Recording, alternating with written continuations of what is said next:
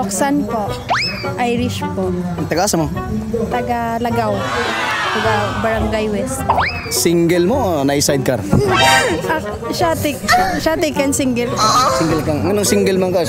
Samantalang naunahan pa kaniya. Kay strict parents ko. So pila na kakabuhan nga single? 1 year na po. 1 year na kang uga? Uga. Oo, uga. Sige na buhat mo para mabasa ka nga di ka magpabiling uga. Wala lang. Ginugasan ka.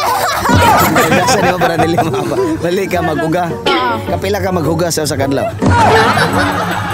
Kaysa lang yung gabi. Oo. Trapuhan nimo o giugas ang tubig? Hugasan sa tubig. Pinakabakak nga imong nabuhat sa imong kinabuhi. But daw wala. Sibat siya. Sibat siya para makipagkita sa yaw-yaw. Amo na siya karon na iya bro. Sa live-in mo ma'am. Hindi po. LDR. Kinahanglan ba sa relasyon ang ana-ana? Kailangan siguro. Kahit part man sa relasyon ng ana-ana. Kung part sa relasyon, kinahanglan ba sa relasyon ang ana-ana? Depende po. Live-in mo, live-in. Hindi po, LDR. Nagkakita mo? Panalagsa. Nakakita na ninyo kay kung bugno ba may tabo? Wala. Nagalaag-laag. Ingon niya nga kinahanglan gito sa relasyon ng ana-ana. Kamo wala man lagi. Depende sa iya. Kami ni mo nangatik ba imong kauban o wala?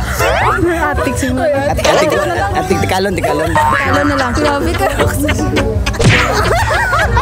Magtuwad o maghayang?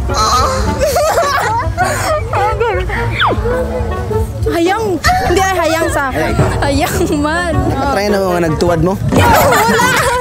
Wala pa. Wala. Abot sa palay na try nyo, naghayang mo diretso o nagtuwad mo diretso? Nagayang.